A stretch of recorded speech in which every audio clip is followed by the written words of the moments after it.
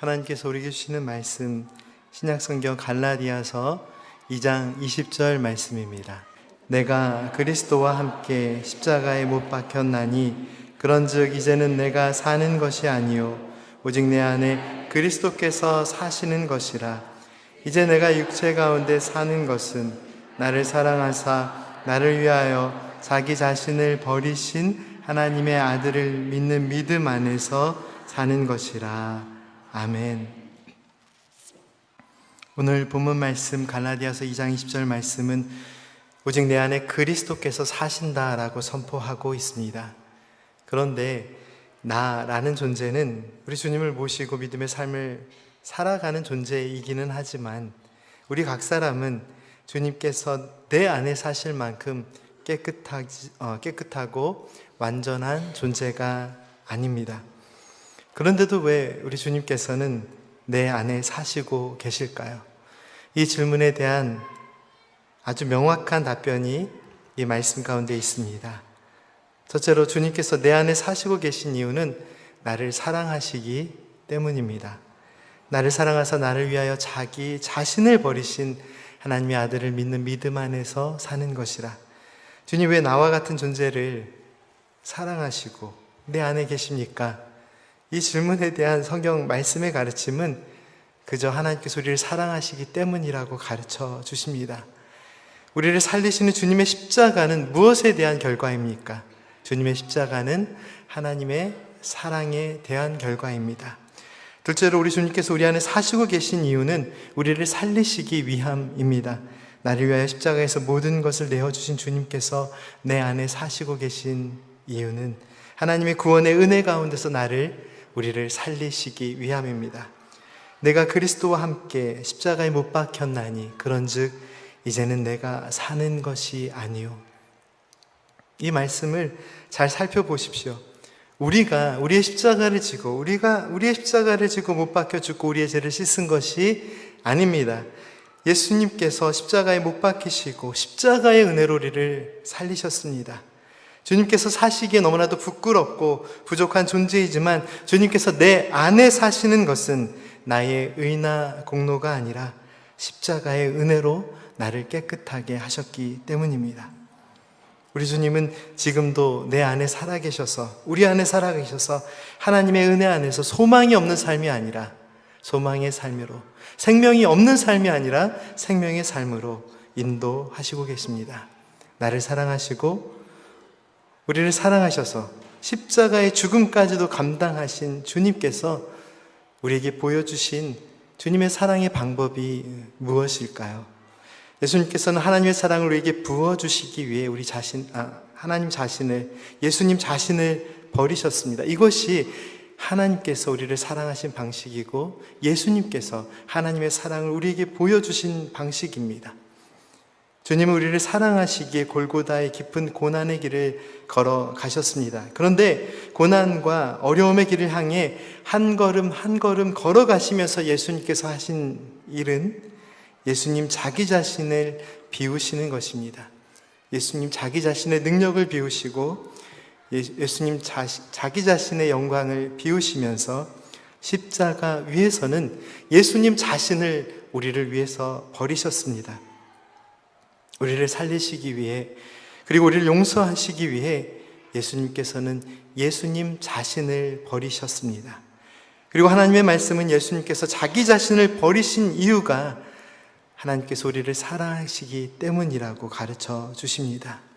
십자가의 사랑은 하나님이신 예수 그리스도께서 모든 존귀와 영광을 포기하시고 인간의 자리에 오셔서 죄가 없으시지만 죄인들을 위해 십자가에서 대신 죽으시기까지 자기 자신을 부인하시고 자기 자신을 비우시고 끝까지 모든 것을 포기하신 하나님의 사랑의 이야기입니다.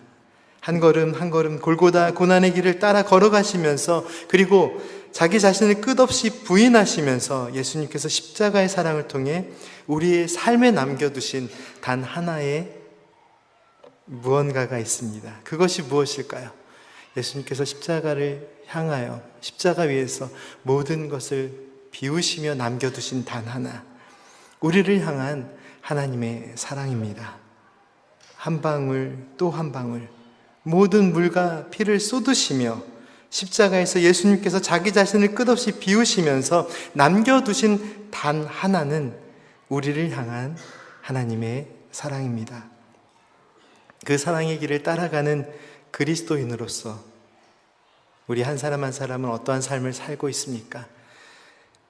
자기 자신을 비우신, 자신의 모든 것을 내려놓으신 주님의 그 사랑을 따라가는 주의 종으로서 저에게는 많은 부족함이 있습니다. 그래서 괜히 하지 않아도 될 이야기를 계속해서 반복합니다. 위임 예배가 왕의 대관식이 되어서는 안 된다고, 우리의 낮아짐의 자리가 되어야 되는데 그 낮아짐의 가장 중심에 있어야 할 사람은 바로 접니다. 주님께서 십자가를 향해 가시면서 모든 것을 내려주셨는데 담임 목사가 위임 예배 드린다고 해서 어떤 권력을 갖거나 권위를 내세우거나 또 그 순서가 화려해지거나 담임 목사가 빛나는 시간이 되어서는 안 되겠죠. 가능하다면 저를 더 짓밟아 주십시오. 제가 더 낮아지는 자리입니다. 저는 굉장히 진지하게 말씀드렸는데 웃으시네요. 예, 감사합니다. 웃으신다는 건 짓밟을 마음은 없으신 것 같은데 예, 철저하게 무너뜨려 주십시오. 그래서 화환도 하지 않겠다, 선물도 하지 않겠다, 가슴에 다는 꽃도 하지 않겠다, 너무 하지 않겠다는 것들이 많다 보니까 성도님들이 너무 긴장하시고 계십니다. 그 부분이 정말 죄송합니다. 찬양대에 찬양도 준비했다고 했는데 하지 말라고 해서 죄송합니다. 제가 그거 큰 실수한 겁니다. 예배는 하나님께 드리는 건데 자칫 그 예배 가운데 제가 빛날까 봐 너무 크게 걱정한 것입니다. 우리가 하나님께 드리는 찬양을 저에게 드리는 찬양이라고 오해하시는 분은 없습니다. 그래서 찬양 마음껏 드리겠습니다. 음식도 이게 무슨 잔치처럼 막 빛나는 잔치가 될까 봐 그래서 하지 말라고 그랬습니다. 하신다고 하셔서 그럼 제가 도시락이라도 좀 한번 사볼까라고 생각했습니다. 뭐 수건 같은 거 어차피 안 할 거니까. 그런데 성도님들께서 기쁨으로 해주신다고 자꾸 말씀하시더라고요. 저는 그 말씀 믿으려고 합니다. 그래서 더 이상 하지 마세요, 하지 마세요 얘기 안 할 테니까 마음껏 하십시오. 다만 제발 이 위임 예배가 무슨 거창한, 야, 우리 밴쿠버 한인 장로교가 이 정도는 되지 이런 느낌으로 하지 마시고 그런 마음 무너뜨려 주시고 담임 목사를 위임 목사로 세우는 자리가 아니라 담임 목사가 철저하게 자기 자신을 비우는 시간이 되었으면 좋겠습니다. 제가 어떻게 이 진심을 표현할까, 자꾸 진심이 오해되고 다른 방향으로 흘러가서 고민하다가 이런 생각까지 한번 해봤는데 들어보시겠어요? 사임서를 써야겠다. 이 사임서는 뭐냐면 위임할 때 서약합니다. 앞으로 이렇게 하겠다고. 그것과 함께 사임서를 쓰는데 3분의 1 성도님, 왜냐하면 불러올 때 청빙할 때 그 법이 3분의 2 이상 찬성이잖아요. 3분의 1 이상 마음 불편하고 어려운 성도님들 있으면 언제든지 그 이름 적어주시면 그 사임서가 즉시 효력을 발생할 수 있도록. 그런데 이 말씀이 좀 오해가 될 것 같아요. 언제든지 교회 떠날 것처럼 계신 분이니까 그래, 그럴 수 있지, 이렇게 오해될 것 같은데, 그래서 제가 지난 취임 예배 때는 제가 이 교회에서 은퇴하겠습니다라고 말했다가 엄청 후회한다고 말씀드렸죠. 제가 은퇴하려면요 부족한데도 남아있어야 돼요. 막 끝까지 제자리를 지키고. 그 약속은 못 지킬 것 같습니다. 언제든지 내려놓으라 말씀하시면 내려놓을 준비가 되어 있습니다. 그래서 또 하나 생각한 거, 요즘 이제 개혁적인 많은 목사님들이 고민하는 게 7년마다 3분의 2 이상 투표해서 찬성하면 가자. 선배님들께 많이 여쭤보고 거의 그렇게 마음 먹었습니다. 그렇게 발표하고 싶었고. 그런데 이건 제가 약해서 안 된답니다. 왜냐하면 80 몇 %가 돼도 90 몇 %가 돼도 그 몇 % 때문에 시험이 든답니다. 내가 이렇게 열심히 했는데 10 몇 %가 나를 반대하네. 예, 그런 여러 가지 고민하지 않고요, 그냥 제 자신을 내려놓겠습니다. 언제든지 이 길이 아니라 생각되면 제가 먼저 가장 내려놓겠습니다. 그러나 이게 나의 목회를 포기하겠다는 뜻은 아닙니다. 더 열심히 기도해야 되고요. 우리 교회 가장 높은 곳에 목양실이 있습니다. 거기 있어서 가까이 없는 느낌이긴 하지만 늘 마음은 가장 밑에 두십시오. 목사는 그런 존재입니다. 목사님이라고 해서 높은 건 아닙니다. 다만 이 말씀을 들고 이 자리에 섰을 때는 저를 보지 마시고 제가 선포하는 하나님의 말씀만 보십시오. 그 약속만 지켜주시면 됩니다. 주님께 모든 것 올려드리고 주님의 이름만이 빛나고 그 은혜 안에서 기쁘게 목회하는 것, 그것이 제가 꿈꾸는 목회입니다. 갈라디아서 2장 20절 말씀은 주님의 십자가를 통한 하나님의 사랑의 선포이며 십자가의 은혜를 통한 하나님의 사랑에 대한 믿음의 응답입니다. 내가 그리스도와 함께 십자가에 못 박혔나니 그런즉 이제는 내가 산 것이 아니요 오직 내 안에 그리스도께서 사시는 것이라. 이제 내가 육체 가운데 사는 것은 나를 사랑하사 나를 위하여 자기 자신을 버리신 하나님의 아들을 믿는 믿음 안에서 사는 것이라. 내가 육체 가운데 산다는 것은 내가 이제 마음껏 육체 가운데 살 수 있다는 뜻이 아닙니다. 주님께서 나를 살리셨고 사랑하셨고 깨끗게 하셨기에 내가 이 부족한 육체 가운데서도 여전히 하나님의 은혜 가운데 살 수 있다는 그런 의미입니다. 내 자신의 삶이 변화된 것 같지 않고 여전히 무너져 있는 삶이지만, 그러나 주님께서 내 안에 들어오심으로 말미암아 나의 삶이 변하고 나의 중심이 변하고 우리 교회 중심이 변하고 우리 교회의 이 모든 행사나 모든 방향들이 하나님께서 하시는 방향으로 나아갈 것입니다. 하나님의 사랑으로 새 생명을 얻고 은혜의 삶을 살고 있는 하나님을 예배하는 여러분의 마음 가운데 지금 무엇이 자리하고 있습니까? 우리 주님만 모시고 주님 한 분만 간절히 바라고 높여드리며 원하는 은혜의 삶을 살고 있습니까? 코로나 팬데믹으로 인해 많은 교회들이 어려움을 겪고 있는 현실입니다. 규모가 큰 교회들도 어려움을 겪는다고 했는데 현실은 그렇지 않습니다. 규모가 아주 큰 교회는 오히려 성도님들이 몰리고까지는 아닌데 부흥하고 있는 교회들이 있습니다. 왜 그런 일들이 일어날까요? 더 이상 어려운 교회를 찾아가지 않습니다. 한국 교회는 그래도 본인이 다니던 교회로 돌아오니까 괜찮은데 코로나 팬데믹 기간 동안에 한국으로 돌아가시는 분도 많고 팬데믹 이후에 이민을 나오시는 분들이 많이 계신데 예전처럼 어느 교회든지 가서 헌신하고 봉사할 교회를 찾는 것이 아니라 내 자녀가 교육 잘 받고 양육받을 수 있는 교회가 어디인가를 먼저 찾게 되는 것이 사람의 마음입니다. 작은 교회들이 왜 더 어려워졌을까요? 렌트비를 감당 못합니다. 우리 교회가 건물을 가지고 있는 교회라서 그런 어려움은 없지만 밴쿠버의 거의 80%, 90%의 교회들이 오전 예배를 못 드리고 있죠. 예배실을 빌려서 예배 드리기 때문입니다. 그런데 팬데믹 기간 동안에 우리 살고 있는 집세만 높아진 게 아니라 교회에서 부담해야 되는 렌트비도 2,000불은 4,000불로 심하게는 3배까지도 커지니까 규모가 작은 교회들이 감당할 수가 없어서 서로 통합하여 예배를 드리기 시작했는데 이제는 그래도 우리가 좀 든든하게 서겠구나 라고 했는데 그렇지 않답니다. 두 교회가 합쳐졌으니 이제 내가 좀 내려놔도 되겠구나 그러면서 교회를 떠나는 분들이 많이 있다고 합니다.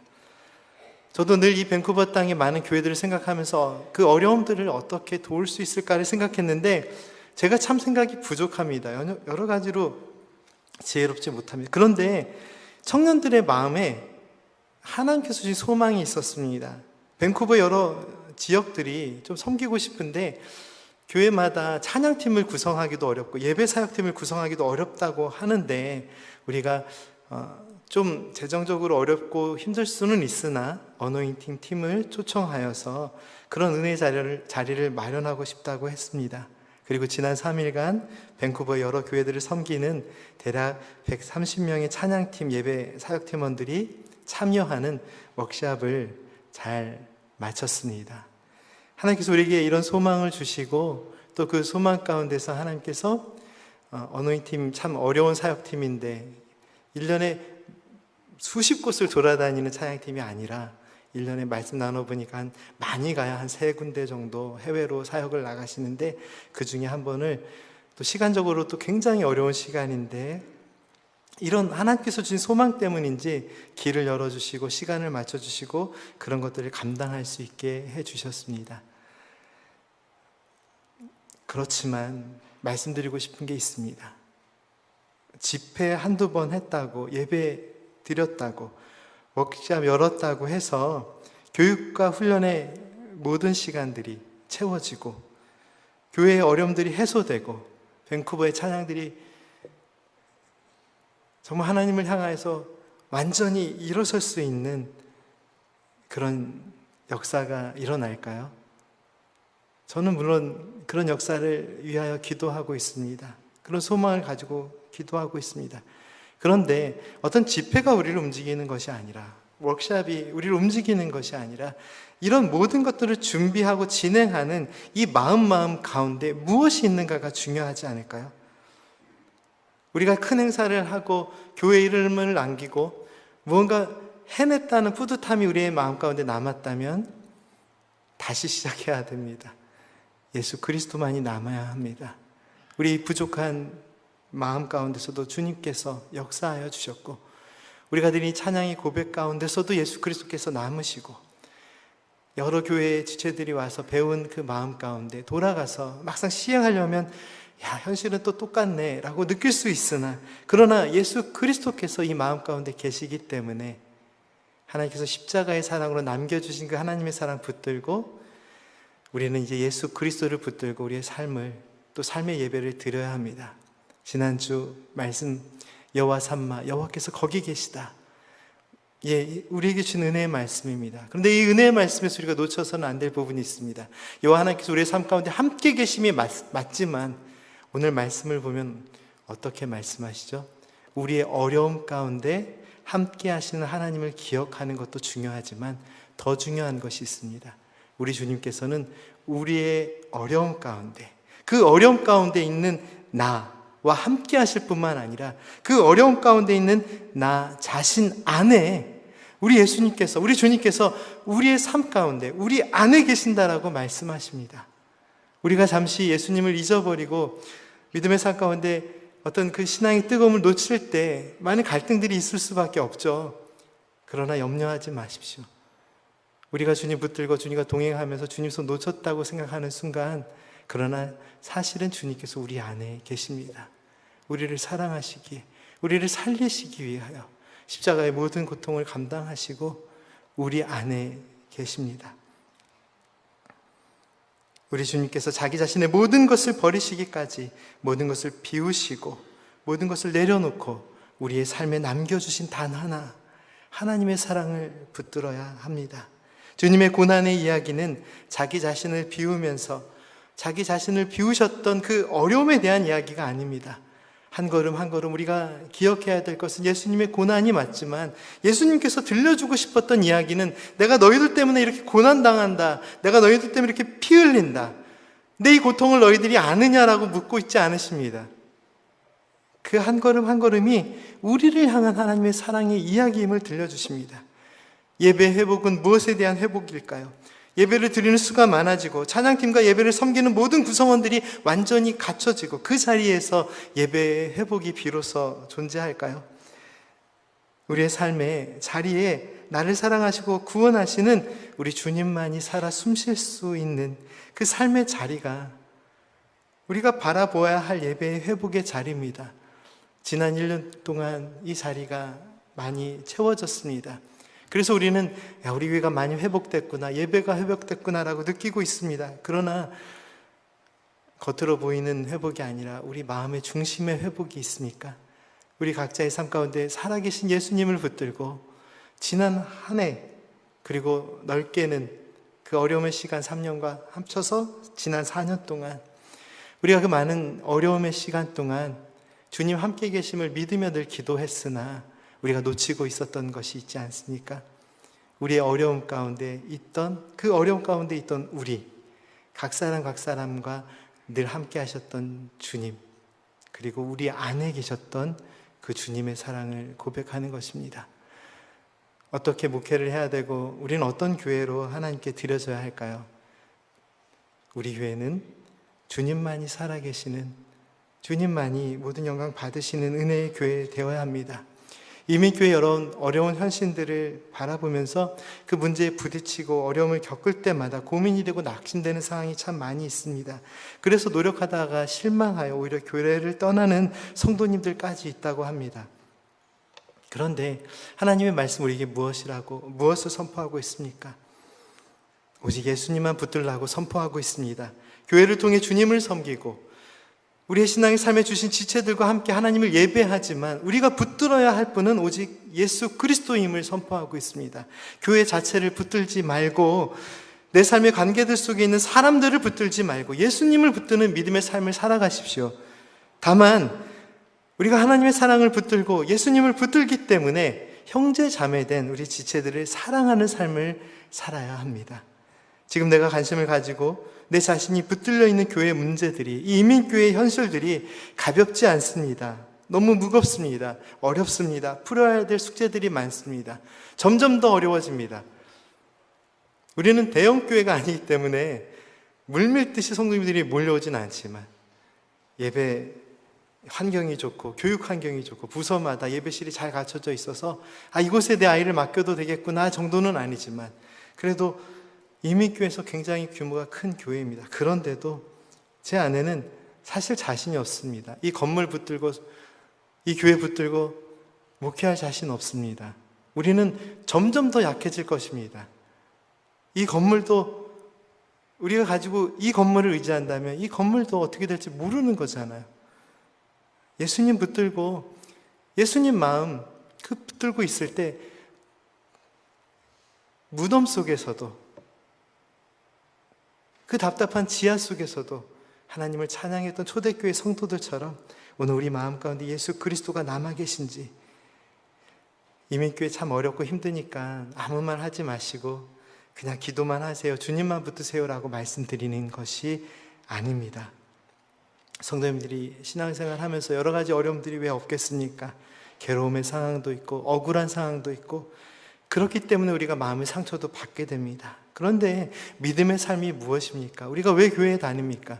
그런 어려움 상황 가운데서도 예수님만 붙들겠다고 믿음 생활하는 것이고, 그래도 교회에서 예배 드리는 것은 우리의 생각이 복잡하고 어려워도 모든 것들을 내려놓고 예수님만 바라보며 하나님만 찬양하겠다는 예배의 시간이 지금 이 시간이 아닙니까? 어려움이 있다고 괴로워하지 마시고 억울하다고 답답하지 마시고 우리의 시선을 들어, 우리의 믿음을 들어 하나님을 바라보십시오.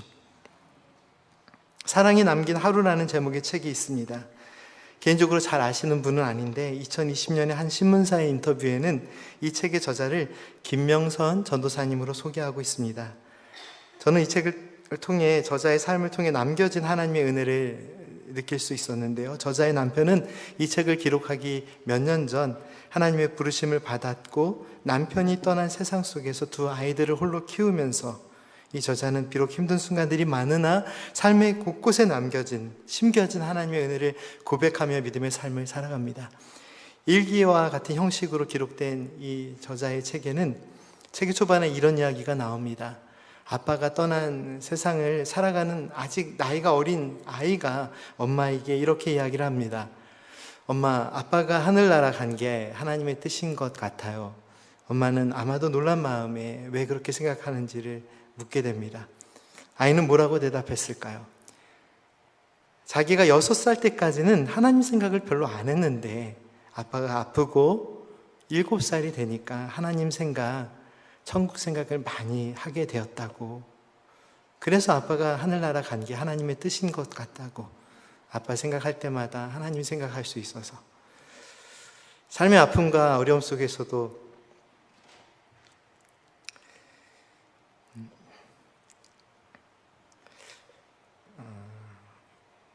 어린아이 입을 통해서 하나님을 바라보는 믿음의 삶을 들려주시는 이 하나님의 은혜에 큰 감동을 받을 수 있었습니다.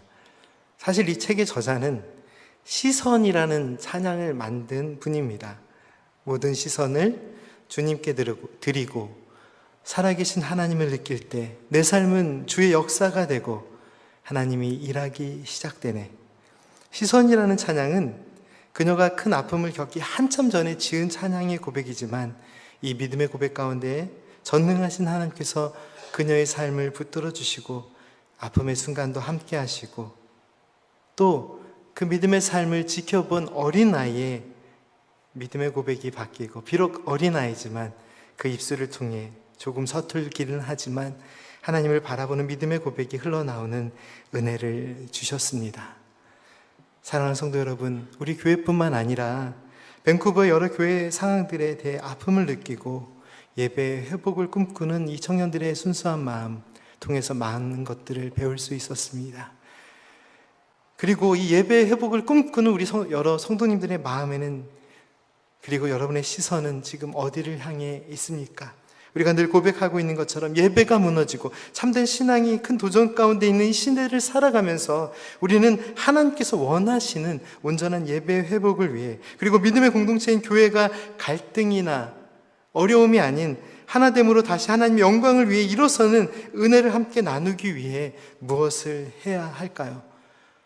수많은 어려움의 상황 속에서도, 갈등의 상황 속에서도, 때로는 억울한 상황 속에서도 악한 계획과 생각을 기뻐하지 않으시고 불의한 방법과 함께 하시지 않으시는 공의의 하나님을 신뢰하기에 우리의 삶의 어려움들과 억울함과 괴로움을 맡기고 진리로 함께 하시는 공의의 하나님, 신실하신 사랑으로 인도하시는 하나님의 다스리심을 의지하고 공의의 하나님을 바라볼 수 있는 믿음의 시선이 우리가 드려야 할 신앙의 회복의 시작입니다.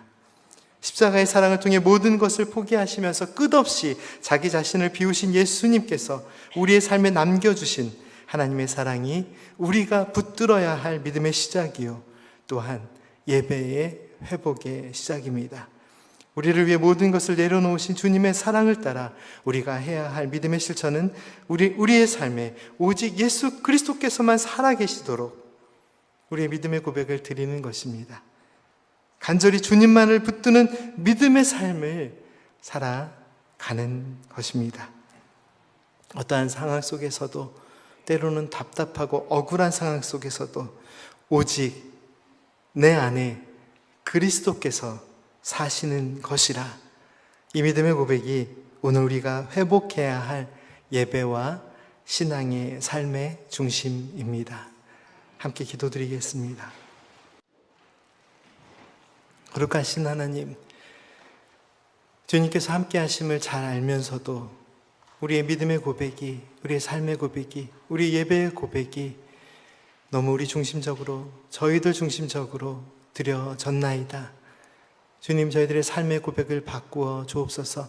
십자가를 통해 그 고통과 괴로움, 모든 아픔을 감당하시면서도 오직 하나님의 사랑만 우리의 삶에 남겨주셨던 주님의 사랑 기억하면서 저희들도 오직 예수님만 붙드는 삶을 살아가게 하여 주옵소서.